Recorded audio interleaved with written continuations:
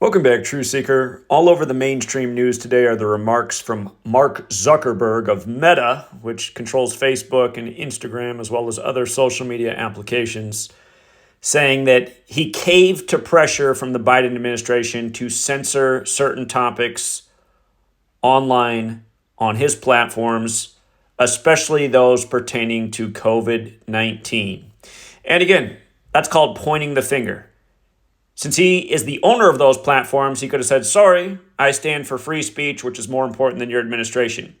Now, that said, this is obviously political as we come down to the election. And I want to remind people that Facebook has been censoring content in the time of the George W. Bush administration when they launched, in the time of the Obama administration, where Biden was the VP, in the time of the Trump administration, where they did more censorship than ever. And don't forget, right as Trump took office, all of a sudden Amazon 1984 was the bestseller, the book about an authoritarian society that's highly involved in censorship and controlling people through screens.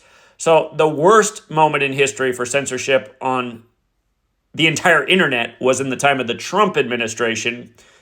But yes, also in the time of the Biden administration. So don't fall for this political narrative that, again, is all over the news today on August 27th, the day leaving 126 days left in the year. Notice how in Gematria, censorship equals 126. If you run it the other way, censorship equates to 144, just like President Biden equates to 144, like Jesuit order. And again, that's what really runs big tech, Facebook and beyond, Meta and beyond. Never forget, the same day that Facebook launched, February 4th, 2004, was the same day the federal government's military branch's project, DARPA, LifeLog, concluded. DARPA's the military branch, or the technology branch of the U.S. military is DARPA. Their project, LifeLog, ended the same day that Facebook launched, which should show you Mark Zuckerberg isn't really anything in regards to these platforms. He's the puppet on strings, the supposed face who makes no decisions. It's really a federal platform, and the feds are very much into censorship. They always have been, since way before big tech or any of these social media platforms. Before there was social media, there was the George W. Bush administration creating free speech zones after 9/11, a total violation of the First Amendment. Now, yes, it is true that this news story did break late last night, but most people, it was already out of the news.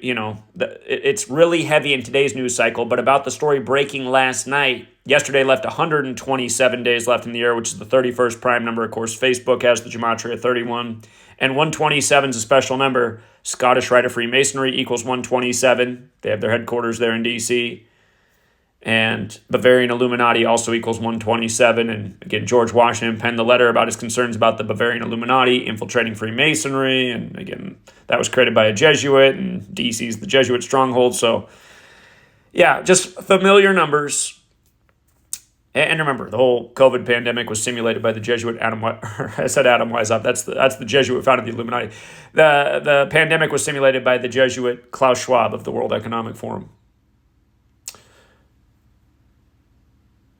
And we talked about the guy who founded Telegram, who's a member of the World Economic Forum, and now he's buzzing in the news right now, also pertaining to censorship. So, yeah, just wanted to, again, cover more news by the numbers. Don't fall for the politics of this. Again, it's beyond a shadow of a doubt. The worst censorship we've ever seen in the history of the internet happened in the time of the Trump administration. A lot of us got our content deleted for the very first time, including yours truly. Until next time, True Seeker.